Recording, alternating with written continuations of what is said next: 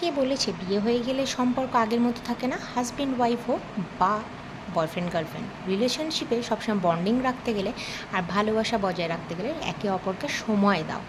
একজন রেগে গেলে আরেকজনকে চুপ থাকতে শিখতে হয়, তাহলেই দেখবে নিজেদের মধ্যে বন্ডিং থাকবে। তৃতীয় ব্যক্তি হোক বা আদার্স কেউ হোক কখনোই তোমাদের মধ্যে কোনো রকমভাবে কাটিয়ে দিতে পারবে না বা খোঁচা মেরে রিলেশনটাকে নষ্ট করতে পারবে না। এমনকি নিজেরা যতই রাগারাগি করো না কেন, নিজেদের বন্ডিংটা একদম স্ট্রং থাকবে একে অপরকে একটু সময় দিলে আর একে অপরের একটু বুঝলে। তো যাই হোক, আমরা এই সানডের অপেক্ষাতে থাকি না যে কবে সানডে আসবে আর অফিস ছুটি পাবো বা ওর বিজনেস থেকে ও একটু রিলিফ পাবে। আমরা যখনই সময় পাই অফিস থেকে দুজনকে ফোন করে জেনে নিই কে ফ্রি আছে, আর এইভাবেই বেরিয়ে পড়ি। তো আমার হাজব্যান্ড আবার একটু ট্যালেন্টেড, বেশি এক্সট্রা। তো যখন জল তেষ্টা পায় রাস্তায় বেরিয়ে, তখন এইভাবেই কোল্ড কফি দিয়ে অফার করে। তো যাই হোক, কেমন লাগলো জানিও। আজকের মতো টাটা।